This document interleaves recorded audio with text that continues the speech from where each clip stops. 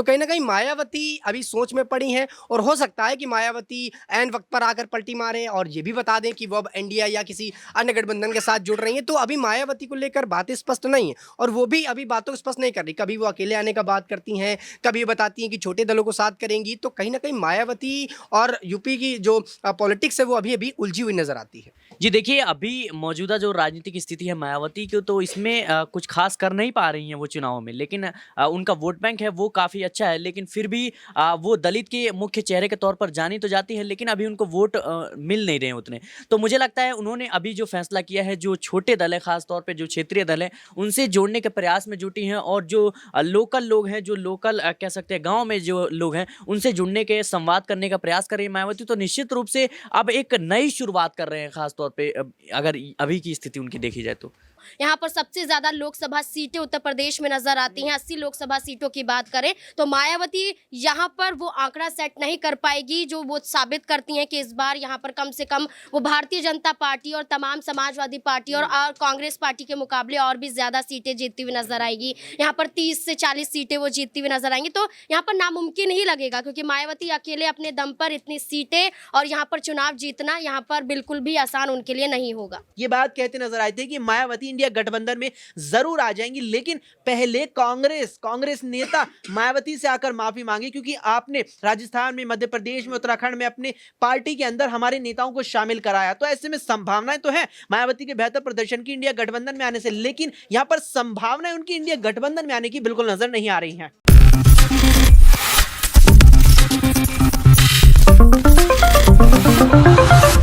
चुनावी रणनीतियों के चलते तमाम राजनेता अपनी सियासी जमीन तलाशना शुरू कर चुके हैं।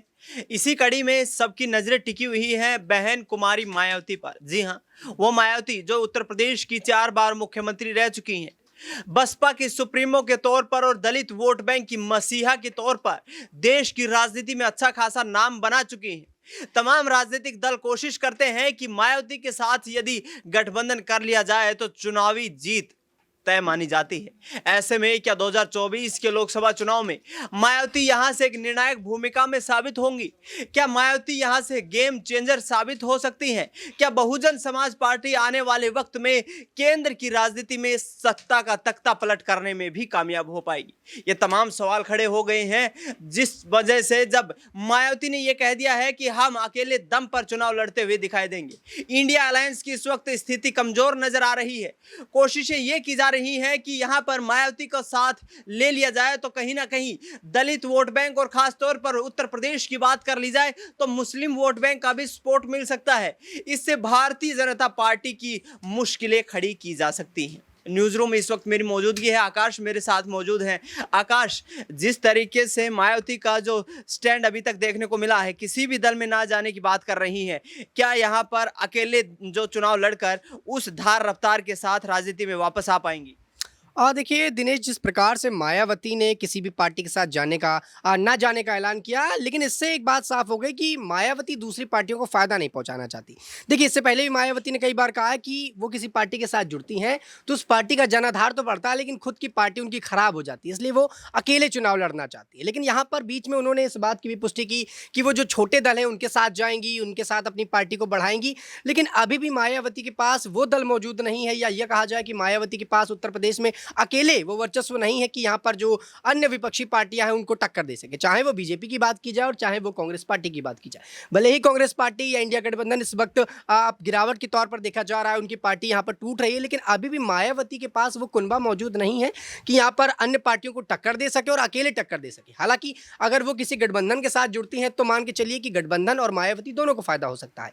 अगर वो एनडीए के साथ जाती हैं तो यहाँ पर एनडीए को जाहिर तौर पर फायदा होगा, जो दलित वोट है वो उनके साथ आ सकता है और मायावती को भी फायदा होगा आने वाले विधानसभा चुनाव में। तो कहीं ना कहीं मायावती अभी सोच में पड़ी हैं और हो सकता है कि मायावती ऐन वक्त पर आकर पलटी मारें और ये भी बता दें कि वो अब एनडीए या किसी अन्य गठबंधन के साथ जुड़ रही हैं। तो अभी मायावती को लेकर बातें स्पष्ट नहीं है और वो भी अभी बातों को स्पष्ट नहीं कर रही। कभी वो अकेले आने का बात करती हैं, कभी ये बताती हैं कि छोटे दलों को साथ करेंगी। तो कहीं ना कहीं मायावती और यूपी की जो पॉलिटिक्स है वो अभी उलझी हुई नजर आती है। बिल्कुल, यहाँ पर यूपी की पॉलिटिक्स और इसके साथ साथ मायावती की पार्टी की पॉलिटिक्स उलझी हुई नजर आती है। सिराज से अगला सवाल लेंगे।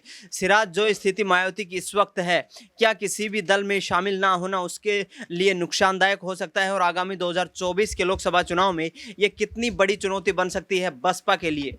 जी देखिए, अभी मौजूदा जो राजनीतिक स्थिति है मायावती की, तो इसमें कुछ खास कर नहीं पा रही हैं वो चुनाव में, लेकिन उनका वोट बैंक है वो काफ़ी अच्छा है, लेकिन फिर भी वो दलित के मुख्य चेहरे के तौर पर जानी तो जाती है, लेकिन अभी उनको वोट मिल नहीं रहे हैं उतने।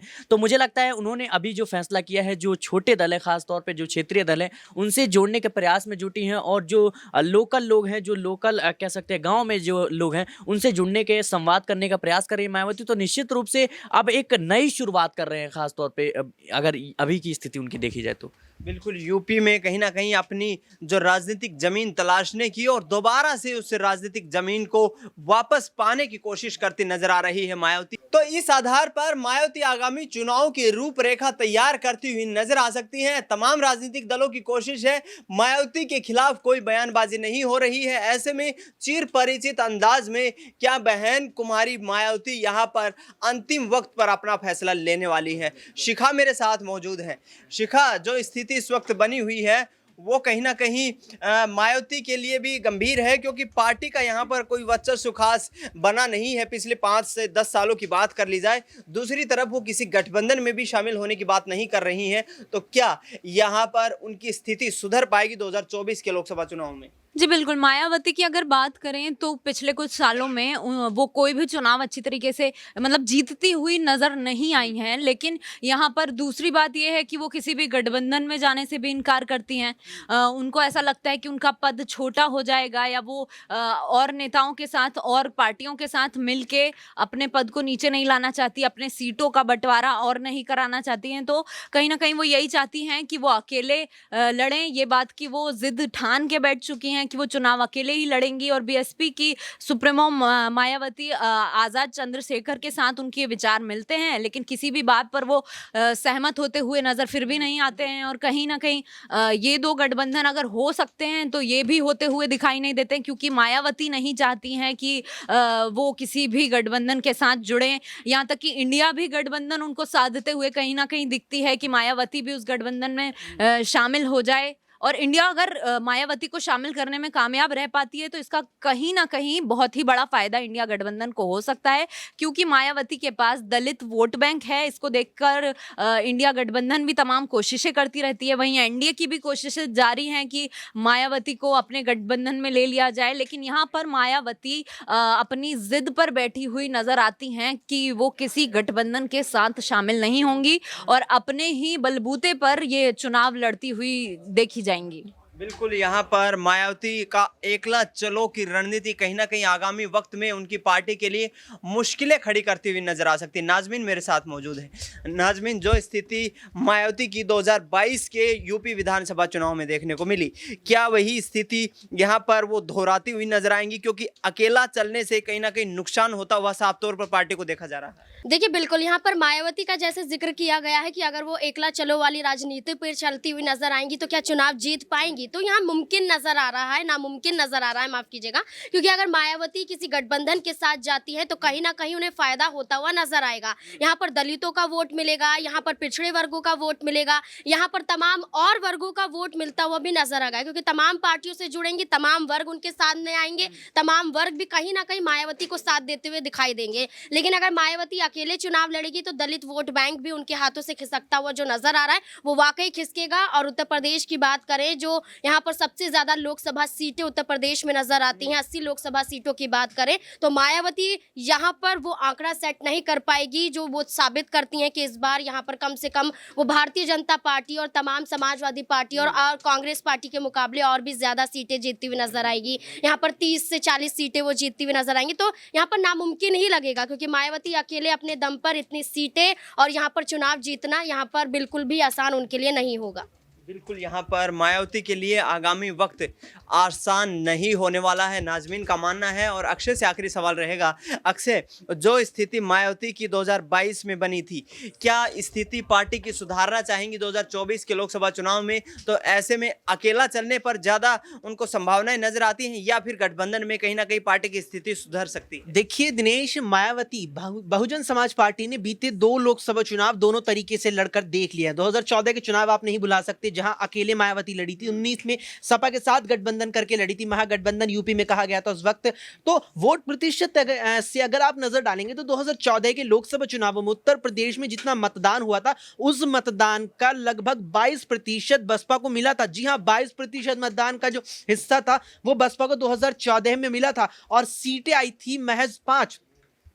2019 में आते हैं आप यहाँ पर, 2019 में भी लगभग 19 से 20% मतदान बसपा को मिला था, जहां वो गठबंधन में थी सपा के साथ, और लगभग 18% मतदान सपा को 2019 में, यानी कि इन दोनों का जो गठजोड़ था 2019 में ये लगभग 38% मतदान जो हुआ था उसका 38% हिस्सा अपने पक्ष में करने में कामयाब रहा था। लेकिन सीटों का जो अंतर था एनडीए से वो बेहद ज्यादा रहा था। अब यहां पर ये सवाल आ रहा है कि क्या मायावती को यहां अकेले लड़कर नुकसान होगा या गठबंधन में जाएगी तो क्या फायदे की संभावना बढ़ जाएगी? तो देखिए कहीं ना कहीं मायावती ने दोनों चीजें देख ली है, लेकिन अगर फायदे की बात कही जाए संभावनाएं जरूर यहां पर ज्यादा है इंडिया गठबंधन के साथ चुनाव लड़कर उनके अपने फायदे की। लेकिन कई चीजें हैं यहां पर। मलूक नागर बिजनौर से सांसद है, साफ तौर पर कैमरे पे ये बात कहते नजर आए थे कि मायावती इंडिया गठबंधन में जरूर आ जाएंगी, लेकिन पहले कांग्रेस नेता मायावती से आकर माफी मांगे, क्योंकि आपने राजस्थान में, मध्य प्रदेश में, उत्तराखंड में अपने पार्टी के अंदर हमारे नेताओं को शामिल कराया। तो ऐसे में संभावनाएं तो है मायावती के बेहतर प्रदर्शन की इंडिया गठबंधन में आने से, लेकिन यहां पर संभावनाएं उनकी इंडिया गठबंधन में आने की बिल्कुल नजर नहीं आ रही हैं। बिल्कुल, यहाँ पर मायावती की संभावनाएं इंडिया गठबंधन में शामिल होने की नजर नहीं आ रही है, लेकिन अपने चिर परिचित अंदाज में जिस तरीके से वो चुनाव के बिल्कुल पास आने के दौरान ये निर्धारित करती हैं कि उन्हें किसके साथ मिलकर चुनाव लड़ना है, इस रणनीति पर भी सब फोकस बनाकर रखा हुआ है। और जिस तरीके से यहाँ पर मायावती का जो पूरा राजनीतिक करियर रहा है वो कहीं ना कहीं अब ढलान की ओर है, और आने वाले वक्त में वो निश्चित तौर पर अपनी पार्टी के बेहतर प्रदर्शन के लिए यहाँ से उम्मीद कर रही होंगी। फिलहाल हमारे इस खास कार्यक्रम में इतना ही। देश दुनिया की तमाम बड़ी खबरों के लिए आप देखते रहिए नेक्स्ट 9 न्यूज़।